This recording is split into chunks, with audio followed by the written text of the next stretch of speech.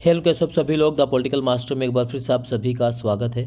इस वीडियो में क्लास 11 इतिहास का जो क्वेश्चन पेपर है, जो 12 मार्च का आपका पेपर आने वाला है एनुअल एग्ज़ाम 2025 में क्लास 11 हिस्ट्री, तो उस लिहाज से वीडियो बहुत महत्वपूर्ण है।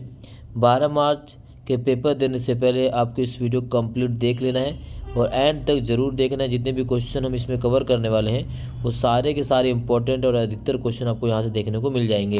तो चलिए एक एक करके क्वेश्चन की शुरुआत करते हैं। तो सबसे पहला क्वेश्चन जो पूछा गया है वह है कि निम्नलिखित में मेसोपोटामिया शहरों में से कौन सा 2000 ईसा पूर्व के बाद शाही राजधानी के रूप में खूब फला फूला। तो शाही राजधानी के रूप में खूब फला फूला वो शहर कौन सा है? उरुक, मारी या बेबीलोन। तो 2000 ईसा पूर्व के बाद शाही राजधानी के रूप में वो शहर जो खूब फला फूला हुआ है मारी। तो इसका सही आंसर क्या है? मारी। अगला क्वेश्चन है निम्नलिखित में से किस रोमन सम्राट ने प्रिंसिपेट की स्थापना की। तो किस रोमन सम्राट के द्वारा प्रिंसिपेट की स्थापना की? तो वह है सम्राट अगस्टस के द्वारा जो है प्रिंसिपेट की स्थापना की गई थी। किसके द्वारा? सम्राट अगस्टस के द्वारा। कंस्टेंटाइन के द्वारा भी एक नियम बनाया गया था जहाँ सवाल पूछा जा सकता है। सम्राट कंस्टेंटाइन जो है उन्होंने एक सिक्का चलाया था जो शुद्ध 4.5 ग्राम का था। कितना था? शुद्ध 4.5 ग्राम का सोने का सिक्का चलाया गया सम्राट कंस्टेंटाइन के द्वारा। ठीक है, तो इस प्रकार से सवाल पूछे जा सकते हैं। निम्नलिखित में से कौन सा संभवतः मंगोल जनजाति की प्रथागत परंपराओं का एक संकलन था। तो मंगोल जनजाति की प्रथागत परंपराओं का जो संकलन था वह है यास। तो यास इसका सही आंसर है। इसी प्रकार से कुबकुर जो है 10% कर होता था, उसे कुबकुर के नाम से भी जाना जाता है। कनात और तुमन सैन्य टुकड़ी को कहा गया है। तो इस प्रकार से आपसे जो है यास इसका जो सही आंसर है। कुबकुर क्या है, कनात क्या है, तुमन क्या है, इस प्रकार से सवाल आपसे पेपर में पूछे जा सकते हैं। इसी प्रकार से चित्र से संबंधित क्वेश्चन पूछा जाएगा। तो चित्र क्या है? ए दक्षिणी मेसोपोटामिया का सबसे प्राचीन ज्ञात मंदिर, पुरानी बेलनाकार मोहरे और उनके छापे, पैपायरस पत्र या वेम्पुम बेल्ट। तो इसका जो सही आंसर है वह है पुरानी बेलनाकार मोहरे और उनके छापे। इसी प्रकार से इंग्लिश मीडियम वाले भी छात्रों के लिए यहाँ पर चीज़ें आंसर हमने यहाँ पे दे दिया है। तो पहले का आंसर आएगा मारी, दूसरा है अगस्टस, इसी प्रकार से तीसरा जो है यास और चौथा है आपका अर्ली। ठीक है, बी। इस तरह से दृष्टिबाधित छात्रों के लिए क्वेश्चन नंबर जो दिया गया वह है मेसोपोटामिया आजकल किस गणराज्य का हिस्सा है। तो है मेसोपोटामिया वर्तमान में इराक गणराज्य का हिस्सा है। मेसोपोटामिया की सबसे पुरानी ज्ञात भाषा के स्थान 2400 ईसा पूर्व के बाद धीरे धीरे किस भाषा ने ले लिया। तो यहाँ पे 4 ऑप्शन दिए गए हैं। पहला है आरामाइक, अक्कदी, हिब्रू या यूनानी। तो 2400 ईसा पूर्व के बाद धीरे धीरे किस भाषा ने ले लिया? तो वह है अक्कदी भाषा। तो सही आंसर क्या आएगा? अक्कदी। चंगेज खान द्वारा प्रारंभ की गई फुर्तीली हाराकारा पद्धति के बारे में यहाँ से क्वेश्चन पूछा गया। तो हाराकार पद्धति के संदर्भ में निम्न कथनों पर विचार कीजिए और सही विकल्प का चयन कीजिए। तो अगर हाराकारा पद्धति की बात करें तो ये 4 विकल्प दिया गया है। कौन कौन से विकल्प है? पहला है इसके द्वारा राज्य के दूर दराज के स्थानों पर परस्पर संपर्क रखा जाता था, सही है। दूसरा है अपेक्षित दूरी पर निर्मित सैनिक चौकियों में स्वस्थ एवं बलवान घोड़े और घोड़सवार संदेशवाहक तैनात रहते थे, ये भी कथन सही है। इस संचार पद्धति की व्यवस्था करने के लिए मंगोल यायावर जो है कुबकुर कर प्रदान करते थे, ये भी सही है। इस पद्धति की गति और विश्वसनीयता यात्रियों को आश्चर्य में डाल देती थी। तो इसमें सभी कथन जो है बिल्कुल सही है। तो इसका जो ऑप्शन इसका होगा वो होगा घा सही ऑप्शन है सभी का। क्वेश्चन नंबर 7 कथन और कारण वाले क्वेश्चन पूछा गया यहाँ पे कि यूरोपीय लोग मुद्रण प्रौद्योगिकी के लिए चीनी और मंगोल शासकों के ऋणी रहे हैं। कारण यूरोप के व्यापारी और राजनयिक मंगोल शासकों के राज दरबार में ही अपनी यात्राओं के दौरान मुद्रण तकनीक से परिचित हुए थे। तो इसका कथन और कारण जो है दोनों सही है और व्याख्या भी सही है। इसी प्रकार से इंग्लिश मीडियम के जो छात्र हैं यहाँ पर देख सकते हैं, इसका आएगा आपका 5वें का बी अक्कदी। क्वेश्चन नंबर 6 का जो सही ऑप्शन आएगा वो होगा सभी। 6 का क्या आएगा? सभी। 7 का भी ए। इसी प्रकार से क्वेश्चन 8 जो है मेसोपोटामिया की सभ्यता में राजा असुरबनीपाल द्वारा एक पुस्तकालय की स्थापना निम्नलिखित में से किस स्थान पर करवाई गई? तो राजा असुरबनीपाल द्वारा एक पुस्तकालय की स्थापना निम्नलिखित में से किस स्थान पर करवाई गई? तो वह निन्वे। कहाँ पर करवाई गई थी? निन्वे इसका सही ऑप्शन है। दी गई सूचना के आधार पर रेनेसां नगर की पहचान कीजिए। पहला यहाँ पर जो सूचना दी गई है कि यह इटली के सबसे जीवंत बौद्धिक नगर और कलात्मक कृतियों की सृजन के केंद्र के रूप में जाना जाता था। इस नगर की प्रसिद्धि ने दांतो जोडो का बड़ा हाथ था। तो वो शहर कौन सा है? तो वो शहर है फ्लोरेंस। क्या शहर है? फ्लोरेंस इसका सही आंसर है। भिक्षुओं के संदर्भ में कुछ कथन दिए गए, सत्य और असत्य कथन हमें पहचानना है। भिक्षु अपना सारा जीवन आबे में रहने और प्रार्थना करने, अध्ययन और कृषि जैसे शारीरिक श्रम में लगाने का व्रत लेता था। पुरुषों को मोंग और स्त्रियों को नन कहा जाता था। पुरुष तथा महिलाओं के लिए अलग अलग आबे होते थे। पादरियों की तरह भिक्षु भिक्षुणियाँ भी विवाह कर सकते थे। तो जो सत्य कथन नहीं है वह है कि पादरियों की तरह भिक्षु और भिक्षुणियाँ भी विवाह कर सकते थे, कथन सत्य नहीं है। नीचे दिए गए कथन को ध्यानपूर्वक पढ़ना है और विकल्प में सही का स्थान का चयन करना है। 6ठी सदी में मध्य यूरोप में से एंजिल और सैक्सन यहाँ आकर बस गए। इस स्थान का नाम एंजिल लैंड का ही रूपांतरण है। तो इसका जो सही ऑप्शन आएगा वो है इंग्लैंड। ठीक है, इंग्लैंड इसका जो है सही आंसर है। ठीक है, इंग्लिश मीडियम में यहाँ पर जो सही वो है फ्लोरेंस। ठीक है, डी का सही आंसर क्या है? इंग्लैंड इसका सही आंसर है। निम्नलिखित में से कुरलताई शब्द का क्या अर्थ है?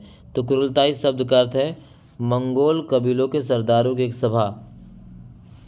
यहाँ मिलान करना है। कैनबरा अगर हम बात करें तो कैनबरा के ऑस्ट्रेलिया की राजधानी है। टेरा न्यूलिस जो किसी की नहीं। द ग्रेट ऑस्ट्रेलियन साइलेंस ये किसने लिखा है? ये लिखा है W.E.H. स्टैनर। और why weren't we told Henry Newland ने इसको लिखा है। इस तरह से इसको मिलान करना है। इस प्रकार से मिलान वाला क्वेश्चन आपको एक देखने को मिल जाएगा पेपर में। निम्नलिखित में फ्यूड का शाब्दिक अर्थ क्या है? तो फ्यूड का शाब्दिक अर्थ है भूमि का टुकड़ा। क्या है? का यानी भूमि का टुकड़ा। चीन एक विशालकाय महाद्वीपीय देश है जिसके प्रमुख क्षेत्र में 3 प्रमुख नदियाँ तथा पर्ल बहती हैं। तो नदियाँ हैं हुआंग है, छांगजियांग। बाकी गंगा यमुना तो भारत में है। नील अमेजन अफ्रीका की बात कर रहे हैं। रैन डेन्यूब ये भी अलग है। तो इसका जो सही आंसर वो ए हुआंग है, छांगजियांग। ठीक है, इस तरह से ये कवर करना है। निम्नलिखित में से किसके द्वारा अमेरिका के मूल निवासियों के लिए उदात्त उत्तम जंगली शब्द प्रयोग किया गया है? तो ये जो कथन है, यह कथन अगर हम बात उदात्त उत्तम जंगली शब्द प्रयोग, तो इस शब्द का प्रयोग रूसो द्वारा किया गया है। लेकिन कई बार देखने को मिलता है तो विलियम जो वर्ड्सवर्थ हैं बुक में आपको ये भी दिया गया है। तो इसमें से दोनों ऑप्शन में दोनों सही हैं। तो आपके हिसाब से अगर आपके NCERT में विलियम वर्ड्सवर्थ दिया गया है तो ये इसका सही आंसर होगा। वैसे इस कथन के रूप में सबसे पहले इसका इस्तेमाल करने वाले व्यक्ति का नाम क्या है? रूसो। अमेरिका से मिलने वाली सबसे पुरानी मानव कृति एक तीर की नोक कितने साल पुरानी है? तो जो तीर की नोक कितने साल पुरानी है? तो वह लगभग 11,000 साल पुरानी। सामंतवादी व्यवस्था में राजा कभी कभी कृषकों पर एक प्रत्यक्ष कर डैश लगाता था। पादरी और अभिजात वर्ग इस कर से मुक्त थे। तो उसे कहा जाता है टैली। क्या कहा जाता है? टैली। क्या कहते हैं? उसे टैली कहते हैं। आबादकारों द्वारा मूल निवासियों की ज़मीनों को हड़पना उचित क्यों ठहराया गया? सही विकल्प का चयन कीजिए। तो वो क्या कहते थे कि आबादकारों के अनुसार मूल निवासी आलसी हैं, इसलिए बाजार हेतु उत्पादन में अपने शिल्प कौशल का इस्तेमाल नहीं करते हैं। दी गई सूचना के आधार पर व्यक्ति विशेष को पहचानिए। 1860 में इन्होंने अमेरिका में पहली जापानी दूतावास में अनुवादक का कार्य किया। इन्होंने ज्ञान के लिए प्रोत्साहन नामक पुस्तक की रचना की। तो वो कौन है? फुकुजावा युकिची। इसी प्रकार से रूसो 11,000 ईयर्स, टैली सी according to settlers and Fukuzawa Yukichi. मूल निवासियों के संदर्भ में रिजर्वेंस क्या है? तो मूल निवासियों के संदर्भ में रिजर्वेंस छोटे इलाके जहाँ मूल निवासी कैद किए गए हों। इसी प्रकार से मेसोपोटामिया शब्द का शाब्दिक अर्थ क्या है? यूरोप वासियों के लिए मेसोपोटामिया की महत्वता की परख कीजिए। तो मेसोपोटामिया का जो शाब्दिक अर्थ है वह है मेसोस और पोटामस से मिलकर बना है। ठीक है, इस प्रकार से यूरोप वासियों के लिए मेसोपोटामिया के महत्व की परख कीजिए। तो यूरोप वासियों के लिए मेसोपोटामिया इसलिए महत्व है क्योंकि बाइबल के प्रथम भाग ओल्ड टेस्टामेंट में जो है सिमार का जिक्र किया गया है। इस प्रकार से आज क्वेश्चन पूछा जाता है। मेसोपोटामिया की सभ्यता में विद्यमान सामाजिक व्यवस्था के विभिन्न पहलुओं का वर्णन कीजिए। तो मेसोपोटामिया की जो सामाजिक व्यवस्था उसका इसका आप वर्णन कर देना है।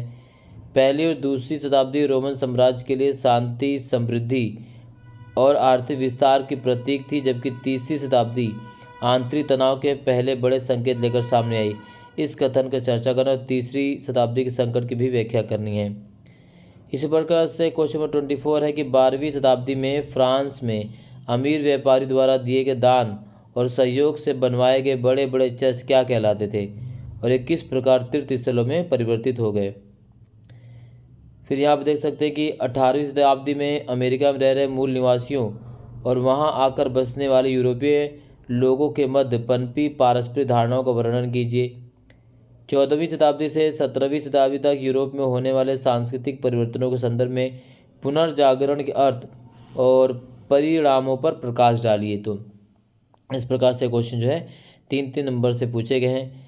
8 नंबर वाले क्वेश्चन की अगर हम बात करें तो ये जो 8 नंबर क्वेश्चन रोमन साम्राज्य की सामाजिक और सांस्कृतिक व्यवस्था का विस्तार कहीं ना कहीं आधुनिकता के विलक्षणों को परिलक्षित करते हैं। ये 8 नंबर में पूछा गया है। रोमन साम्राज्य के अंतर्गत भूमध्यसागर और निकटवर्ती दोनों ही क्षेत्रों में दास्ता की जड़ बहुत गहरी थी। चंगेज खान की राजनीतिक दूरदर्शिता से 8 नंबर का सवाल पूछा गया है। तो ये चीज़ें जो है 8 नंबर में आज इस तरह से क्वेश्चन पूछी जाती हैं। 1867-68 में जापान में होने वाले मेजी पुनर्स्थापना के प्रमुख कारणों और परिणामों पर प्रकाश डालिए। अथवा 1911 ईस्वी में चीन में मांचू साम्राज्य का खात्मा और गणतंत्र की स्थापना एक महत्वपूर्ण परिवर्तनकारी काल का संकेत था। इन संदर्भ में डॉक्टर सन्यास सेन की भूमिका का वर्णन कीजिए। तो इस प्रकार से 8 नंबर के क्वेश्चन आए हैं। फिर ये आपका है स्रोत आधारित क्वेश्चन जो आपसे इस प्रकार से पूछे जाएंगे। स्रोत आधारित क्वेश्चन, तो इसको आपको इन स्रोत को पढ़कर इसका फिर आपको उत्तर देना है। ठीक है ना। Question number 32,